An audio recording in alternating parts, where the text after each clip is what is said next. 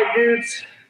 So today on this Saturday, we'll talk about something that's probably it's not really discussed that much ever, and it's not even really not a lot of thought is placed in it. Like, I've trained at a bunch of different gyms, and there's never a lot of importance put on mitt holding, how I should hold mitts for my partner, why I hold mitts for my partner, what I'm looking for when I hold mitts for my partner, and what I'm trying to create while I hold mitts for my partner, right? Most places, especially like you have a ton of cardio kickboxing places, you know, you just hold for Bruce. Oh, Bruce, yeah, very good. Get it, girl. Get it, girl. Yeah. You know, that kind of thing. So, and then a lot of other gyms I've been to, because there's so many students and you have to hold mitts, you know, it's kind of a big part of training. They kind of just throw people in there and just let them do it. And they don't spend a lot of time on how to teach somebody to hold mitts correctly. So if you teach how to hold correctly, it's only going to help yourself. So one of the biggest what did you say? Not misunderstanding? Yeah, misunderstood. Good job. Thank you. is holding mitts is training for me and not just my partner. And I will, we'll get into why later.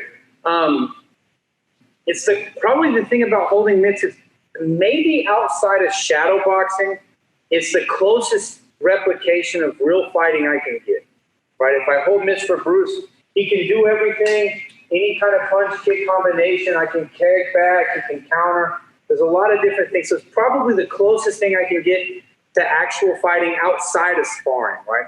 But you can't spar every day because you'll eventually beat up your body enough to where you're not training. You're not going to be able to train because you're beat up. So, like, for us, we usually keep sparring days to about 1 or 2. 1 or 2 days. Yeah, and, like, usually one of those days is conditionalized, and we'll get into that later. But so holding mitts is a big deal. I mean, you see it in every sport. You see it in boxing, kickboxing, Muay Thai, Sanda. Now, there's some things, I think, for Sanda that change that are a little bit different in the way we hold mitts that would in other sports. Like, for one, obviously in boxing, Bruce can't kick, he can only punch, right? So if you look at the way people hold boxing mitts, they're a little bit more mobile. Like, Bruce will move, he'll practice his steps, he's doing beautiful footwork and everything, and all hands, right? So, or if you took a look at like Muay Thai, right? Muay Thai is the opposite. They don't move around too much. Everybody's seen those videos of like Thai boxers in Thailand, you know, and they're giving them a million roundhouse kicks and they don't move too much. Well, it's because the sport, if you watch a Thai fight, they don't move that much. They fight a lot in the clinch and they don't run around too much. They stay pretty in front of each other and they fight pretty stationary. So the sport, the way you hold mitts is always going to, or the way the sport is fought and under the rule set that it's fought will always force the evolution of how you train for it, right? I remember the other day we did side kicks, right? Yeah. And we talked about how before we used to do a big circular side kick, bringing my knee all the way up and throwing it out, and how there were some other martial arts that did side kicks where they came to my knee first and then side kicked out. And then, like, the evolution of Sanda, because you can catch, forced it to where how can I kick faster and pull back faster and hit, still not sacrificing power, but still make it harder for my opponent to catch and take me down. So the rule set of whatever fighting sport you do will dictate how you train, how techniques evolve, and it's the same thing for mitt holding. So one of the different things about Sanda that I see that I don't see a lot in other sports or at all is the incorporation of takedowns, punch and kick together, and then counters. So we'll get into this in a little bit, but I think that the way we hold mitts is very unique in comparison to others. So, like, if I wanted to kind of be on my soapbox a little bit, I would say that, like, I think a lot of other mitt styles, especially for MMA, could benefit by the way we hold mitts, and it's a little bit different. A main difference we'll get into later is like roundhouses. Almost everybody you see outside of this sport holds a roundhouse with 2 hands, and we hold with 1 most of the time. Why do we hold with 1? We hold with 1 because since the sport allows catching and wrestling, that it forces Bruce to pull back, bop, bop, and I can work my hands faster and make the rhythm faster instead of slower. Bam, bam, bam, like you see in timers, right? So let's start with hands. So Bruce, if you'll grab your gloves, I'll grab my hand. Get a drink because I can't breathe. My folks are open. Okay. So I'll come up a little bit because you don't really have to see my feet for this if we're just doing hand mitts. So first things first, like I said in the beginning, holding mitts is not just training for Bruce, it's training for me too. And it's really, really, I think it's really, really important for new guys to hold the mitts too, and I'll show you why. So when Bruce is in his stance and I get in my stance, so when I hold mitts, I'm in my stance as well. I mean, you can put your feet on the same line if you want. Obviously, I'm not saying I always say this. But if we're both right-handed, I usually always stay in my stance when I hold mitts with Bruce. I keep my elbows in. I'm pretty much in my basic stance that we've talked about before in the last episode. That's so last season 2. Yeah, so and the first season of Bruce and Cory Sanda adventure. So I'm going to keep my elbows in. So now let's talk about. I'm just going to go through some basic punches, and I'll get into the routine of how I hold mitts for a person. Like if I just walk up to Bruce, how I'm going to hold mitts for him. But we'll go over that in a second. I'm just going to get into a little bit of how and why I stand the way I do and hold the way I do. So first of all, I'm in my stance. I want my hands up on my head, just like in my stance. I keep the mitts to myself. I don't show the mitts to Bruce. So I don't have to tell Bruce, hey, go. I'm going to pretend you're all brand new. So I keep the mitts to myself. So let's say for Bruce's jab, right? When I want the jab, I give him my left hand. So we're going to match. He's not going to punch. He's not going to give me his left hand to my right hand. He's going to give me his left hand to my left hand, right? So when I hold the mitts, I keep my elbows in. I keep them the same height as my face. Because if I held the jab up here, it's not very realistic for Bruce, right? If I turned around, you get to see my butt. Not really. So if I held my mitt way out here, it's not very realistic for Bruce. You punch him way off to the side, right? So I want to make it as realistic as I can. So when I hold by my face. When I give Bruce a jab, I just tap it lightly, just catching his hand. I don't blink. I try to hold it close to my face. So it's just like me and Bruce sparring. I'm getting used to him punching at me. And if I was fighting Bruce, if he gave me a jab, hit my face, Bruce. Hit my face, Bruce.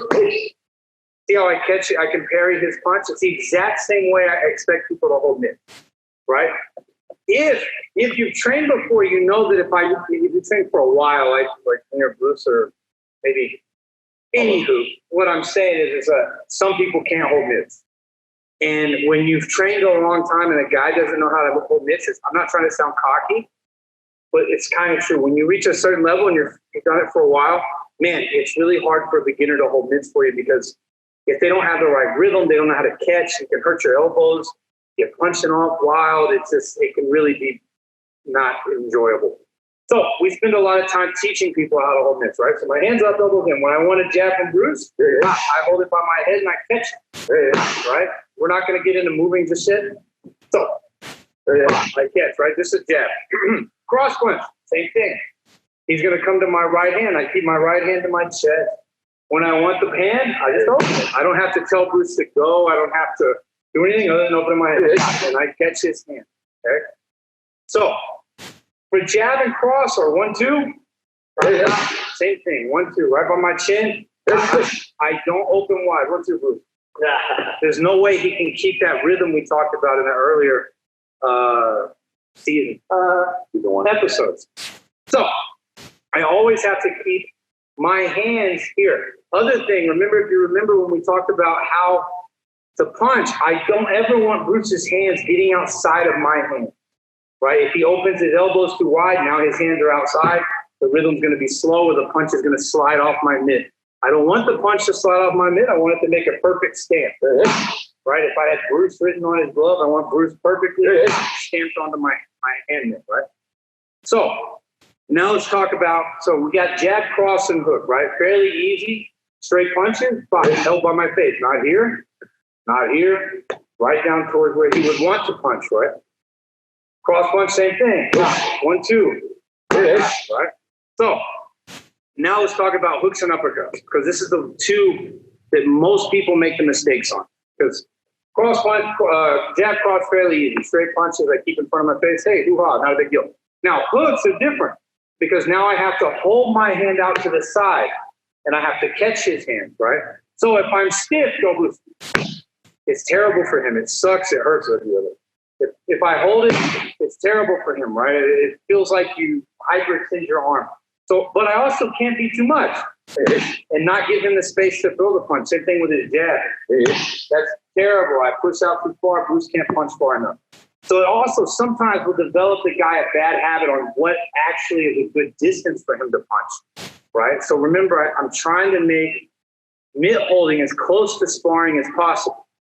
So if I push too far and Bruce gets used to this rhythm and to this distance, a lot of times a guy will have a problem with not punching long enough, right? So back to the hook. So I'm going to keep my stance. And if you look when I open, like for Bruce, he's switched his stance right now because his left elbow's hurt. So it'd be a lead hook on his right hand, but if he was right-handed, it'd be his left hand. When I open the mitt, I'm not opening wide and I'm not coming in. I'll just open, pop here, think and catch, right? Pop by my face, catch, right? So here, and I just catch. I throw my hand a little bit, but I let him have the distance to finish the punch, right? But I stay close to me, okay? So now let's do uppercut, okay? So hooks, actually uppercuts are going to be the exception of there's two different ways we hold them. So an uppercut, whether Bruce wants to throw to my jaw, do your back leg. Bam, right? Straight vertical uppercut. Bam, right? Bam, right up the center. I want my elbow. Remember, if we talked about this earlier, I want my elbow reaching for the center line. Bam, to come up and catch him on the jaw. But sometimes I want to throw a hook, or it's actually a mix, an uppercut to his body. Bam, right? A big body shot. Bam, rotating my hip like we talked about. So if I held a normal uppercut for Bruce to practice, hitting me in the face, I hold it face high, right? He has to rotate his hips and come vertically up into my mitt, and I stop it, right? I'm not going. See how terrible this is? And it sucks. It's not enjoyable for Bruce, okay? It just feels ugly. It makes you feel like you don't know how to punch right, and it's just not enjoyable. There's no good sound. There's no satisfying feeling. So you did a U-part? Yeah. Like if I don't hold right, Bruce really can't feel if he's punching one, right? Especially if he's new. He doesn't know his mechanics well enough yet to be able to do it, right? So vertical uppercut, the normal uppercut is to my head. I hold it about head high. So he can get used to where this punch is supposed to land and where it's intended to land, right? So now, so the two-handed version, right? So here's what we're going to do. Two-handed, I'm going to put whichever side. So if I want Bruce, this is the opposite. So whichever side you want. So if I wanted Bruce to throw a lead uppercut to my body, I'm going to have to use my left hand this time, right? But remember, I had told you earlier that I'm using the same hand, his right hand, my right hand. But when I change the angle here, it's a little weird for Bruce, and it's a hard shot for me to catch in my hand, right? So now I'm going to do two hands, bam. So I'm going to let him hit my left hand, but my right hand is going to support it. So here, the exact same height of where I'd want him to land on my body, right? So here, right?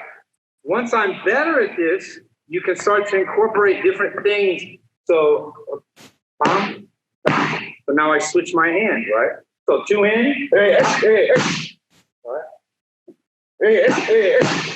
So the other deal is, if it's too much for one hand, sometimes I can't get the rhythm right. Or if I want to force Bruce to be quicker in his rhythm of his combination, I can use two hands. Like this, right? Okay. So now for hands, let's talk about combinations, right? I'm not going to really give you a bunch of combinations. Like because for the most part, everybody has their own style and what combinations they like. Some people do odd things, things that I don't necessarily think are that great. Probably more on the punch and kick. I'll show you in a little bit. And then, but yeah, so everybody kind of has their own style. But the only thing I'll talk about for how I hold mitts is like, let's say if I give Bruce a 1-2 hook, bam, bam, bam, right? We won't go hard or anything right now.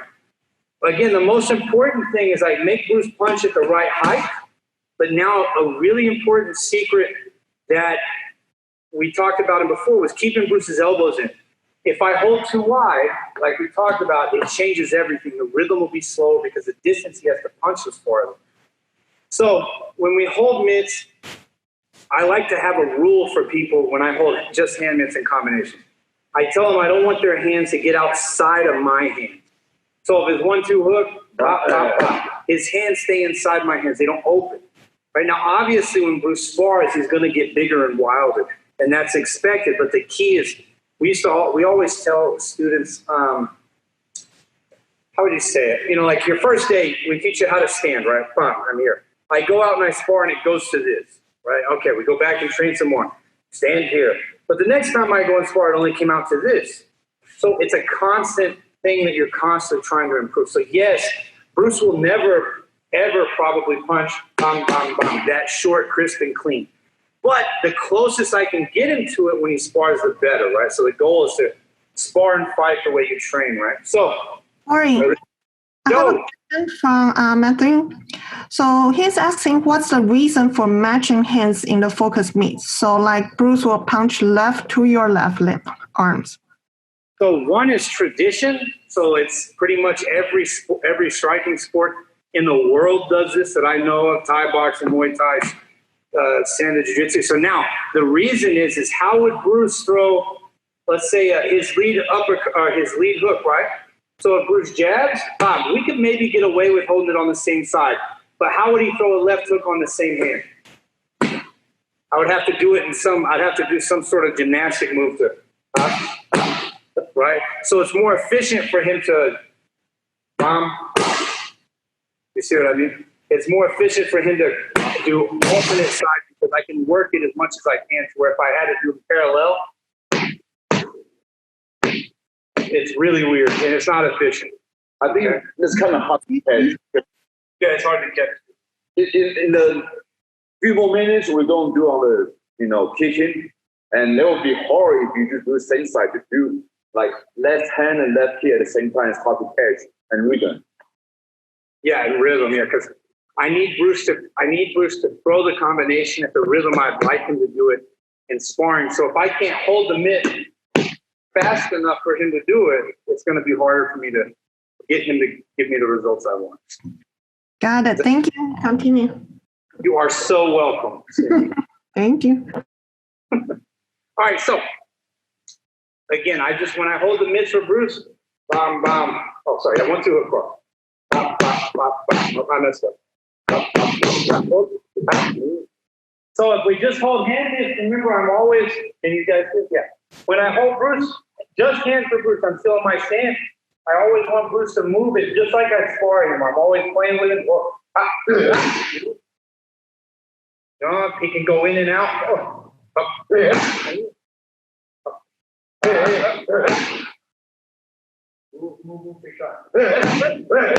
You see, I'm not even really telling him I'm not telling Bruce what I'm going to throw, but we know from like here I did uppercut across. He sees it after he throws it. He knows what I want. Okay, so always I want to make the mid session as close to reality as I can. So I stay in my stance. If I don't like Bruce's elbows opening up, I'll give him one to open up. I keep the right distance, right? When we spar, me and Bruce don't stand close enough to where I can touch him and he can touch me, right? We stand far enough to where he can't touch me unless he steps in. Same thing for the mitts. I want the right distance. I don't want too far either. So my hands are up, we move, we practice our steps. When I hold mitts, I control everything. Bruce doesn't move around. And I try to catch up to him to see what he wants to throw, okay? I control everything. Other very, very, very, very, very two important details about holding mitts in gym, especially hand mitts. What happens more in just hand mitts is I call it the robot mitt session.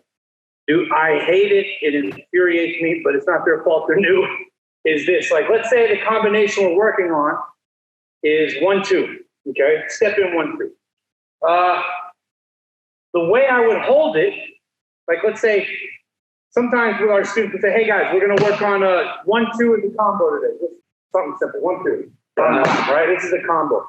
If you remember from the previous episodes, I want that quick rhythm, a realistic rhythm, not bam, bam, right? So, two important details is, one, I cannot move and have Bruce, I cannot open my hands and move while Bruce tries to punch it. Okay? So whenever I open my hand, I have to wait for his punches to come. I can't go, Bruce. It's impossible. There's no way he can practice correctly, right? So, and it's not even realistic in fighting because when Bruce tries to land on me, step 1-2. Bam, bam. He steps in committed to land on 1-2. If I move, go. It's fine. Sometimes I move.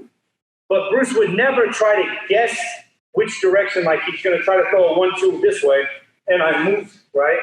So whenever Bruce commits to throw the punch, he has his target, and I'm not moving. Now I can move again. Okay? If I tried to move, go Bruce. There's never a way he can get it. Okay? So now let's compare the difference into how so going back to what we do, let's say we do 1-2, right? Step in 1-2. So I'm going to show two examples. I'll tell Bruce what I want him to do, and to give you guys a difference in how the mitt, let's see if you can see the difference in what I'm talking about. So, just 1-2. Okay,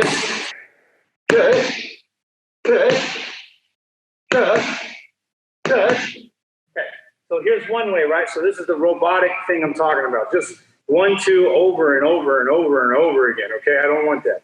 So even though we're just focusing on 1-2, this is normally how I would hold mitts for Bruce, or when we train together, how we hold mitts for each other.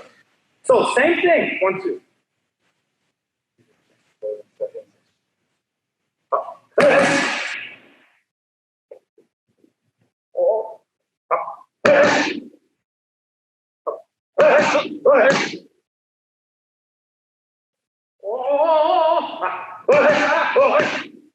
So maybe I'm crazy, but one of them is realistic. Like, well, if I just saw the first one and I'd never trained before, I'd probably think, no, throw 1-2.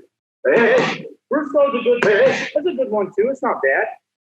But compared to the second one, it's like, oh, well, one of them's real, and the other is kind of just aerobic conditioning mitts. We call it cardio mitts, right? Like it's just good job, Bruce. Good 1-2. But in reality, if I try to get him to throw on anybody, he doesn't have those concepts of the movement or the experience of moving, being calm. When he sees my hands, go, bah, bah, right? Like, so that's the other thing about the mitts.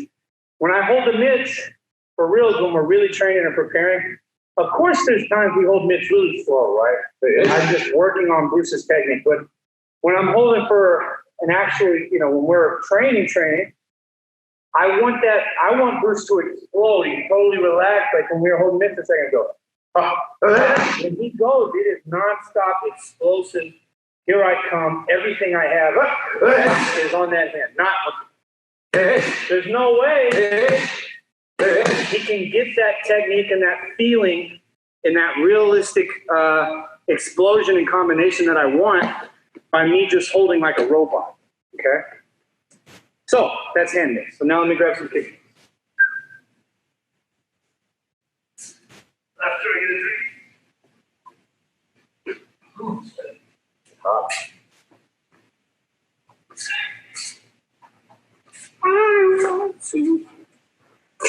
Okay. So first thing I got on this for kick mitts is warm up. So this is what I was saying. I'll get into how I hold mitts for Bruce when we just first started training. So let's say like a normal training session for us is me and Bruce come in, we get the guys warmed up, we have a warm up we do every day, and then we decide, hey, let's do punch and kick mitts. So for about the first round, whatever, however many rounds I decide to give the guys, like let's say, yeah, we usually do 4 rounds, but the first round I usually don't count. I just kind of call it a warm-up, okay? So what I'm going to do in the warm-up, when we'll just play this out like we're going to train, right? So walk up to Bruce, I salute. All right, so now the round starts. What I'm going to do is I'm going to go through every movement and just single cross punch. So I can, I'm holding the same way I did with the hand mitts, except the difference is I have a big square on my forearm. Everything else is the same. I hold by my head. I catch Bruce's hand. So when I hold these cross punches, he's not moving right now. All I'm trying to do is get used to the rhythm and extension that Bruce has, because everybody's different. If I hold for Evan, some of you guys know Evan. If I hold for Evan, he's a little shorter. He punches a little shorter. He punches a little faster, maybe. So I use this. We'll just go through every punch. Okay, I got his cross punch. Look at his jab.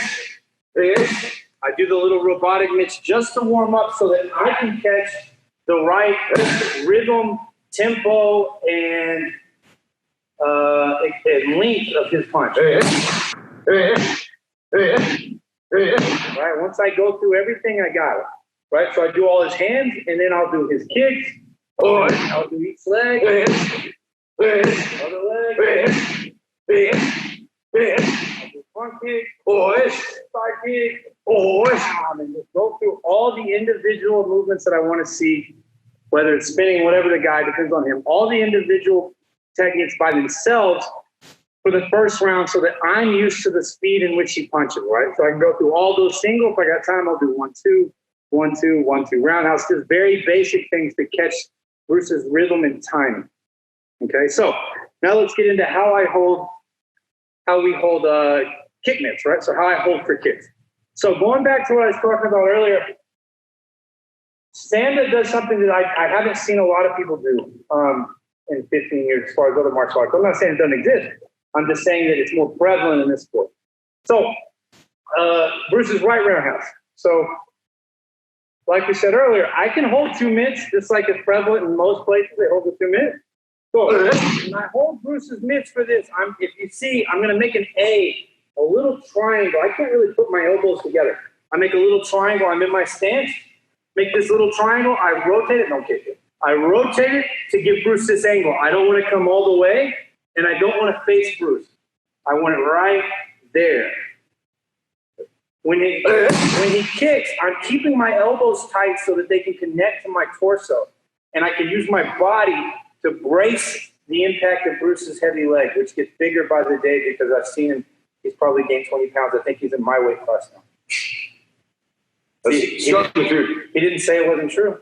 Well, kind of, yeah. Kind of. It's not like we're having any events. So when I keep my elbows in and I brace and I watch Bruce's leg, again, it's training for me. If I fight Bruce, he kicks, I have to see it to catch it, right? So it's training for me too. So I turn, got that good elbows close to my body, he kicks. I give him a little resistance. If I don't give him any, go forward, I'll hit myself. That happens every day for a beginner. He gets hit in the nose because he doesn't hold. He goes, okay, yeah, I'll hold it. And whack him in the head, right? So I hold tight. I'm not going to try to break Bruce's foot and catch it down here. I'm just going to let him come to me, watch his foot, and give him a little input. Come on, wussy Bruce. All right, so 2-hand. Now, let's go to single hand, how I hold with a single mitt. Low section, Cory. How do I hold for the low section?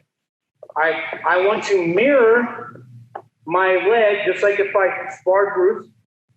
I want the mitt to be as realistic as it can be. So I want the mitt to be the exact same angle as my thigh. I bring it away from my body so I don't get kicked on the leg. I take my other hand, I put it on my wrist, and I reinforce what I'm about to do. Right? So that I can stop his foot. Right? Oh, that was tough. So I use, if I was facing Bruce, this is what he sees. Same angle as my thigh. I move it away. My other hand reinforces it. Now, let's talk about the rule of the angle of my mitt. Okay? whatever angle I give Bruce with my mitt, his foot is going to follow it at a perpendicular angle, okay?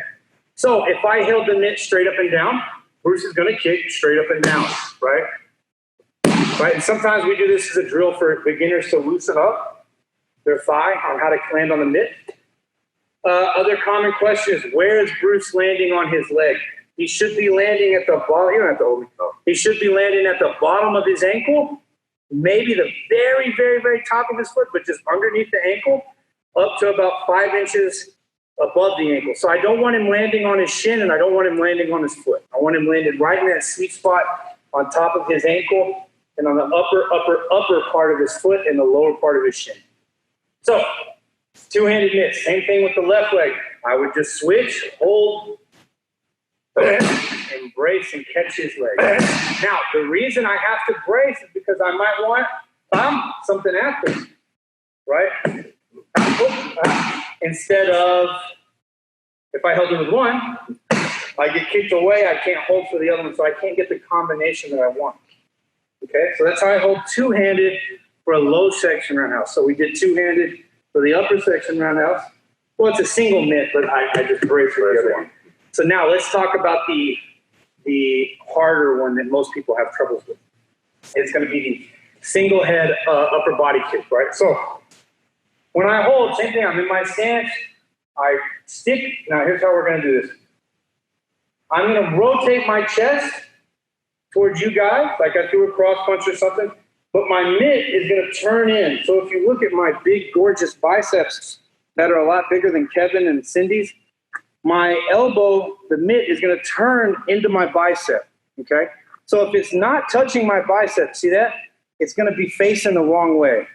So if I hold for Bruce and it's not touching my bicep, there's no way he can give me a good roundhouse, right? I don't want the mitt to face Bruce.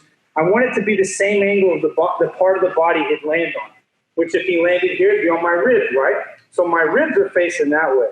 They're not facing Bruce. You know what I'm saying? So I rotate my wrist or my forearm, so now it's touching. So now the mitt is facing you guys and maybe even a little bit more towards me, but I don't want it facing Bruce. Okay, so the other important reason why I need this tight is because I need to lock this down and keep my elbow tight. If I'm loose, man, Bruce will tear my elbow in half kicking out, okay? So when I hold this single hand, I'm going to hold it about belly high, right, where I want him to kick. So I give it, I turn it, go Bruce, and I'm looking for his ankle. Go, good. Good. See how I catch? Man, and there's a lot of force behind his ever-increasing size thighs. Oh, getting bigger, getting bigger. So if I have to give that impact. If I stand kick Bruce, man, it will kill your elbow and your shoulder. So when we teach the beginners to hold this style, it's usually the last thing we teach them as far as how we teach mitt. Because if I'm not holding it right, it can hurt Bruce's foot and it can hurt my shoulder and my elbow. Which is probably why I have like really bad tendonitis, because for 15 years I've been holding mitts for years. Not me. It's not because you kick hard. No. So I rotate. Good.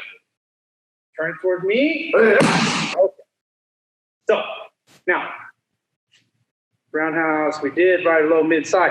Rule of the angle, remember. So the angle I want to give Bruce is always the angle that I want to see his foot come at a perpendicular angle. If I held it this way, Bruce is going to try to come up and over the top, right? So a lot of times when I hold, like a drill we'll do sometimes is we do high section roundhouse, so you stretched up. You ready? Are you ready? All right, so sometimes we'll hold real high sections and I went, that's pretty good. So I hold real high and I want Bruce's foot to come up and turn the corner and try to go horizontal for the last second.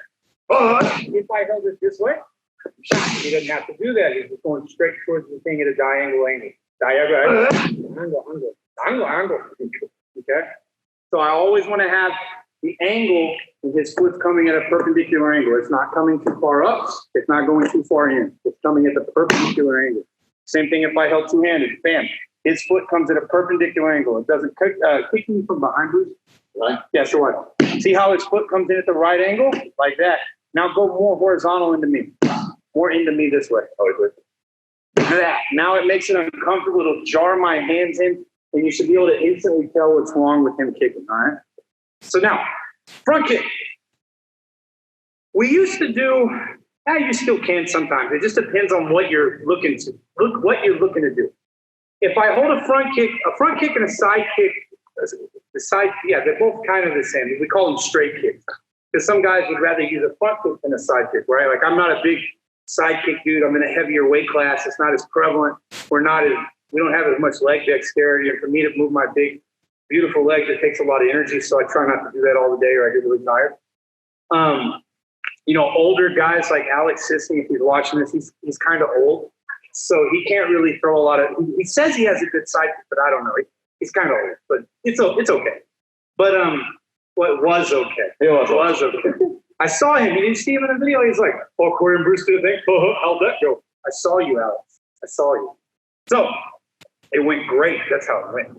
So when I hold the front kick, so if Bruce gives me his back front kick, it's going to be my right hand again. Okay. But we don't hold this way too much. I'm just going to show you guys. The only time we really hold like this is just for beginners that he's not going to kick hard.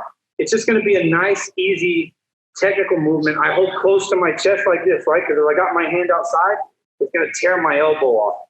So I keep it real close. And Bruce is just going to give me a front kick, and I'm going to catch it with my body. Right? We only do this drill really for hold this way for beginners because I want them to get used to being accurate where Bruce's foot, hits my mitt perfect, makes a footprint, and goes back. It doesn't slide off or anything, right? Same thing with Bruce's side kick. Same thing. We hold this way primarily. Side kick more often. It's this way because I usually want like that. So I can switch off of the fly.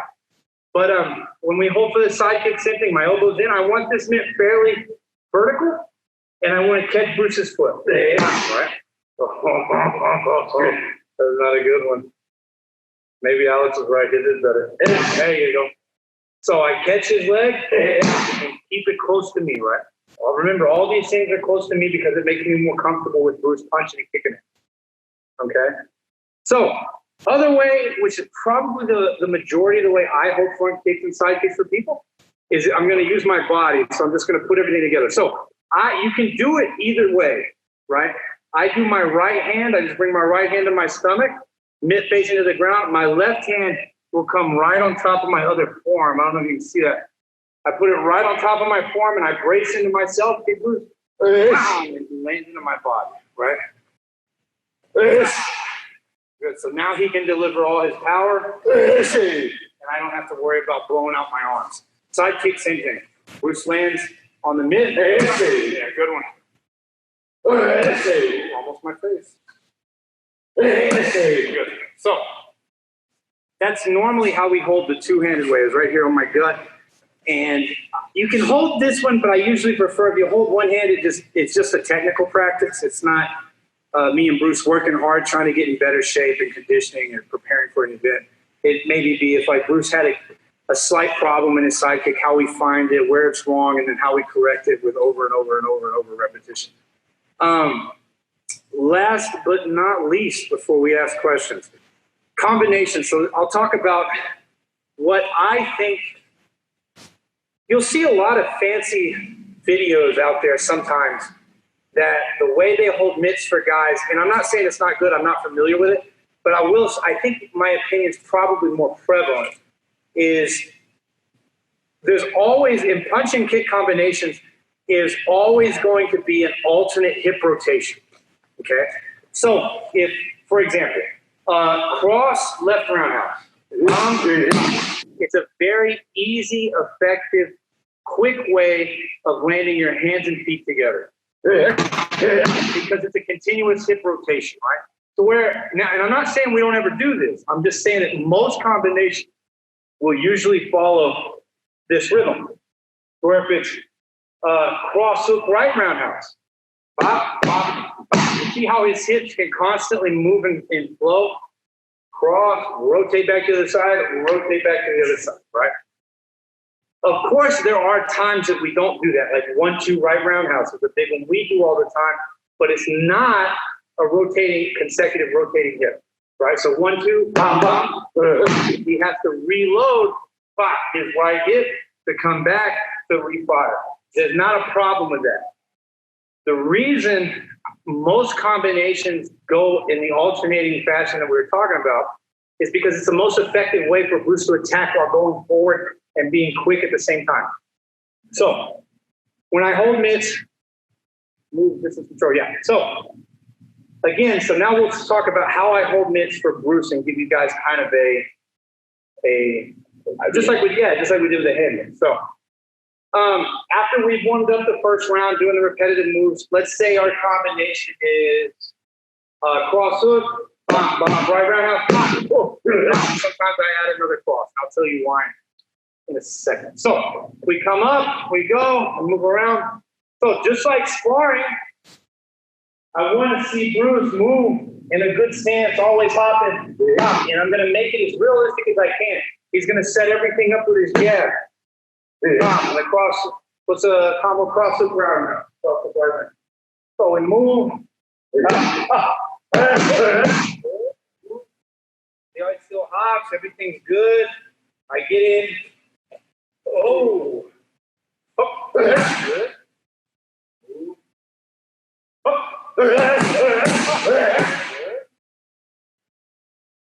We circle, we go both directions. If I don't like where Bruce puts his hands, I try to hit him.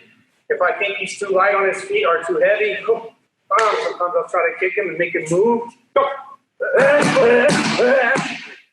right, so now, even though the combination we were working on was just 3 movements, right? Cross, hook, roundhouse. So most people, when they're new or they don't know any better, the way they practice this combination is, all right, ready, Bruce? So me holding one-handed also allows me to make Bruce react to my reaction, make Bruce react to my reaction. So if I had tried to hold 2 hands, cross, hook, you're going to have to wait till I get there, and I'm going to have to absorb this and come back and try to catch again, right? The reason a lot of times the reason we always tell the guy to throw one more cross, especially after a right leg, is because it'll force him to pull his leg back, because if he doesn't, he can't go across. So it's kind of a trick that I will always use. I always use it a lot if the guys give me a right round. Okay, good. You know what I mean? Yeah, Chris. Oh, great. So the key is I always want to have Bruce in the most realistic scenarios we can get. So what happens when Bruce gets tired in the middle of the round? Because it's going to happen, because I'm going to force him to get tired. I'm not going to just take it easy on him. I'm forcing him to move and to give me his power, his speed, and I want him to get tired. So what happens when you get tired in a fight, right? So I have to train him to do what I want him to do when he competes. So if Bruce gets tired, he's going to hop, he's going to move. His hands up, he takes deep breaths, breathe, Bruce. Breathe, Bruce. Sometimes he move and chase him, he moves, big shot. He moves again. He's tired. He moves again. He moves again. So just like in actual competition, when Bruce is tired, he's trying to recover his breath. I'm trying to breathe. Bruce comes, and I move again, and I stop him to keep going, right? I can't just move, or Bruce will chase me down and kill me because he doesn't have anything to worry about. Same thing with the right hand. I'm tired. I keep Bruce away. I'm hopping. I'm moving. And I go again and move around, because if I can stop him, I can keep him honest and keep him not so aggressive while I recover. So, and then after Bruce catches his breath, after 10, 20 seconds of doing that, I go back into the mid session that we were doing earlier about focusing on whatever combination we do. Okay, so let's talk about for a couple of minutes, and then we'll go into Q&A, because I think we got 10 minutes, right, Cindy? Yes. Do what? Yes, you have 10 minutes. Okay, so last thing. Move. When I hold mitts, again, I'm the boss. I control Bruce's movement, right? Sometimes, just like when we fight, sometimes I step in. Oh, right, Bruce has to move back, okay? So there's movement drills we do with the mitts as well, but they can only happen if I'm controlling the distance of movement. And Bruce is reacting to me, right? So let's say he does step back, passive roundhouse. Oh, bam. He steps back while kicking, right? Okay. So if I step in, hey, he can do it. If I go back, oh, bam, he can follow, right? So remember, I said that when I hold mitts, I don't move continuously like this. There's no way. But if I want to play with Bruce's distance control, I can take a step back. Hey, oh, bam, right, and let him do it. But once I get to my position, I stop. Right, let's say Bruce holds, step back and give me a jab. Step back, jab. No, you hold it. Oh. Right, so if Bruce steps back, it's too far for me to even jump in. It's too far, right? So when Bruce steps back, ooh, all right, no, I'm way too far. So how do I make up the distance? This is part of their training, right? You get step back, yeah, way too far for me to step in. Double, oh, pow. Right, what I'm saying? Right, what I'm saying? Right, what I'm saying? Right. So you always, he's the boss of the distance. The mitt holder controls the distance. He controls what angle he wants to see, what combination he wants to see. And the whole time I'm watching Bruce's movements, trying to see if I see anything that I like. I mean, you guys have the videos for all the technique. If Bruce is opening his elbows go wide, can't tell you that. Keep the elbow in. Oh, pull back. Oh, hey. So I can play with him to make his technique more efficient. Okay. Same. Oh, correct? Yeah. Is that the? No, that's good. Are you sure? Pretty sure. Pretty sure. Pretty sure. This is going to be a problem. So. Same thing with side kick, same thing with front kick. Remember we did the step in, step back, stationary back, forward, side kick, right? So if I held the mitt for a Bruce on stationary, bam, if I stepped in, oh, right, he takes a step back. If I, hey, right, he does the correct step. So once I'm talking about all this, it really makes me think about how long it takes for him to be able to do these things and follow my rhythm. Because when I hold mitts for Bruce, I really don't have to tell him that much. Like all we have to really agree on is what the combination is that we're working on. And then for the rest of the part, Bruce will follow my rhythm. Hey, hey, hey.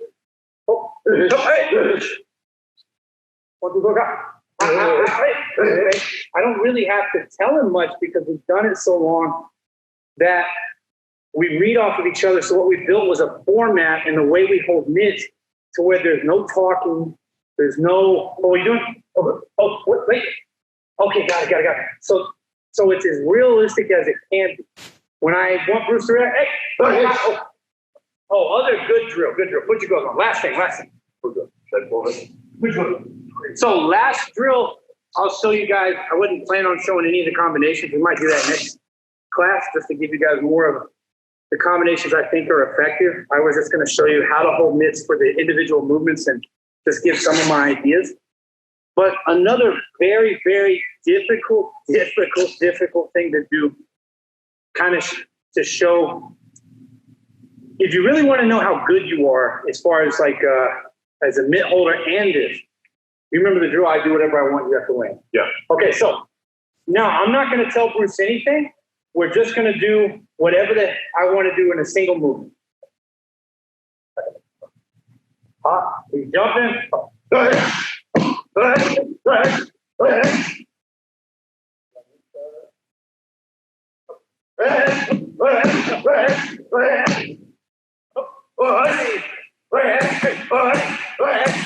Right, so the whole thing, we don't really know. He doesn't know what I'm going to give it. But if you really want to test your guy, if I want to test Bruce on how good his techniques are efficient, he can explode, he does the right technique, I hold correctly. So, yeah, man, it's a really hard drill. So if you kind of feel like you guys are good with holding mitts, do that with your partner and see how that goes, because it's usually going to be pretty rough. So, all right, Cindy, what you got, girl? We have 5 more minutes, and I have a question from Matthew. So what are the bags that were in Bruce's gloves at the beginning? I think it's the for the smell thing. Can you grab it? Can you hear me? Yeah, is it Matthew Lee, Cindy? Yes. So he's asking the bags that you put in the gloves. Yeah, tell Matthew Lee if you want, always got to Venmo me $20. Hey Matt, Which one? Your smell goods. So these are socks. They're glove fresheners. So they're, I know why you like these, Matt. So they're filled with like, what do you call it, Bruce? It soaks up the moisture, you know, like it's like got sawdust in them. It soaks up all the moisture in your gloves, and it smells good. It smells like flowers. Yeah, flowers and stuff. Really tough. Where can you get those? You can get them on Amazon. This is the best brand of them that I've seen, Matt. They're called Meister, Meister, Meister. And they're pretty cheap. I think they're like $10, but they're $13 per set. So, yeah, we put these in our gloves. It keeps the funk out of them because your gloves will get really moldy and disgusting if they stay wet too long. So it sucks all the moisture out and leaves them with a beautiful, manly smell inside. Okay. And I have a question. So for practicing with the mitt, do you have a recommended level, like student level, when they can start, or like beginner can start already? Beginners can start, but we give them the same instruction that we gave today. One really important thing, especially here in America, it seems like, is because if you go overseas and train, like China, the whole group, like Bruce is trained in China, the whole group trains together as a team. The coach kind of just directs the training. So it's the same for us. Like if we have a class, me or Bruce or whoever's training, we do the, hey guys, this is what I want to see. They all partner up and hold mitts for each other. I don't really hold mitts for that many people. Honestly, I really just hold for Bruce. And when I want to punch, Bruce really just holds for me, because the better you get, the better your level of mitt holding gets. So I can tell pretty quickly by how good someone is by whether they can hold the mitts or not. So we start them out as a beginner because the way we run practices, it's impossible if we have a guy that just can't hold mitts. Like, oh, Bruce don't like to hold mitts. He just doesn't hold mitts. It's not possible. Everybody has to hold mitts for each other. Everybody has to be good at holding mitts, because that's the only way that we can have really good practices where everybody's getting good mitt holding. Because if me and Bruce have to hold mitts for everybody because we're the guys that are good at it and they're never getting better, well then damn, me and Bruce can never train, and those guys can only train when me and Bruce can hold mitts for them. It's different in sports like boxing where you know, one coach focuses on maybe 3 or 4 athletes and they train them privately. Where, yeah, if you're paying me $20,000, I'll hold mitts for you all day. But when you come and we train in a team atmosphere, man, everybody's got to be able to do it. And I think the holding the mitts can help the athlete to count on rhythm. Yeah, you're right. There's a big benefit in. Good point, Bruce. Look at you go. There's a big benefit in beginners holding mitts because they understand the rhythm of how they should punch. 1, 2, bam, bam, like Bruce was doing earlier. Bam, bam. Instead of, you know, so them holding enforces in their mind, oh yeah, I need this rhythm with that combination. Pop, pop, pop. You know, we do a lot of that. Like, hey, I want this rhythm. Pop, pop, pop. I don't want it doom, doom, doom. You know what I mean? And also, like, Cory did a lot to me. Like, when we get tired, like what I say, you can give me the one low rounds kick, keep me busy, don't just stay there. And sometimes after Cory kick me, he can raise his right hand for rounds kick. I have to engage and counterbat the movement. Like, I have to find a chance and a good movement and have a good skills, like label to kick and not losing your balance when someone kick you or attack you.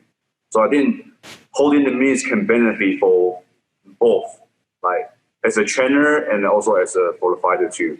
So you can understand how the basic concept, the construction, you know, like a pyramid, you know, from the bottom to the top. Pyramid. Permanent. Pyramid. It's like 3 pyramids. You know, it's good for people to learn everything, you know, not just because I'm a fighter, so everyone should hope for me or do something I want to do, you know. Yeah, it's just not the most efficient way to get better with a group of people. Yeah, it's no way just because you can get better. You have to be, you know, good teammates and helping people so you can give your idea and your knowledge to share with someone else, and also you learn from someone else. Okay, thank you for your time. I think that's it. We're running out of time. And so thank you, and we will see you guys in 2 weeks. Thank you.